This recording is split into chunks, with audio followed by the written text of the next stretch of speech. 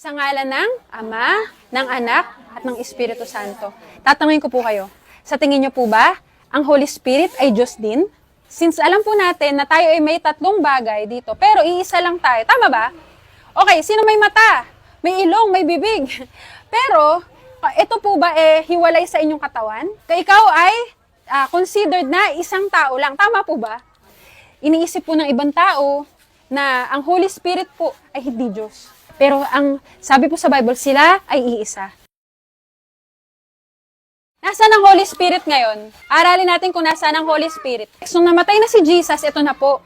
After po niyang mapako sa krus, meron pong pumasok sa buhay ng mga taong tumanggap sa Panginoon. Yun po ang banal na Espiritu. Alam niyo po, napakahirap pong maging banal sa mundong ito. Tama po ba? Matalisod ka lang o kaya awayin ka ng kapitbahay mo, mag-init agad yung ulo mo. Ang sarap gumanti. Pero dahil meron kang Holy Spirit at ang Holy Spirit na yun ay Diyos na nasa loob mo, sabi sa Bible, ang pangalan doon ni Jesus, He is Emmanuel. Sabihin niyo, Emmanuel.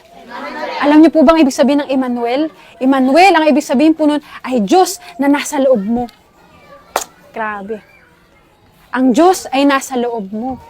Naintindihan po ba natin kung gaano kabigat yun? Meron ka po bang hindi mapagtagumpayan sa buhay na ito? Kunyari, pagmumura, pagyoyosi, pagsusugal, lahat yan. Mga kasalanang mahirap tanggalin.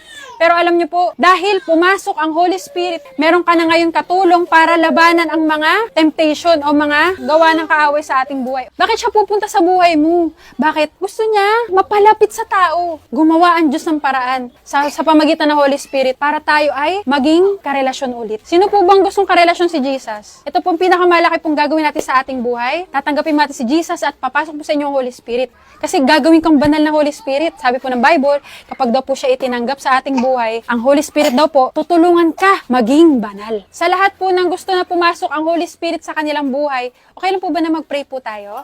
Taos puso po nating ipanalangin itong panalangin na ito. Panginoong Jesus, ngayong hapon na ito, inaamin ko po na ako'y makasalanan. Ngayong araw na ito, Panginoon, tinuruan mo ako na kapag ikaw ay tinanggap sa buhay, magiging karelasyon na kita simula ngayon. Holy Spirit, Jesus, God the Father, inaanyayahan kita na pumasok sa aking puso at simula sa araw na ito, maging Diyos, tagapagligtas ng aking buhay. Ikaw na ang masunod sa lahat ng desisyon ng aking buhay. Tulungan niyo akong maging banal simula sa araw na ito.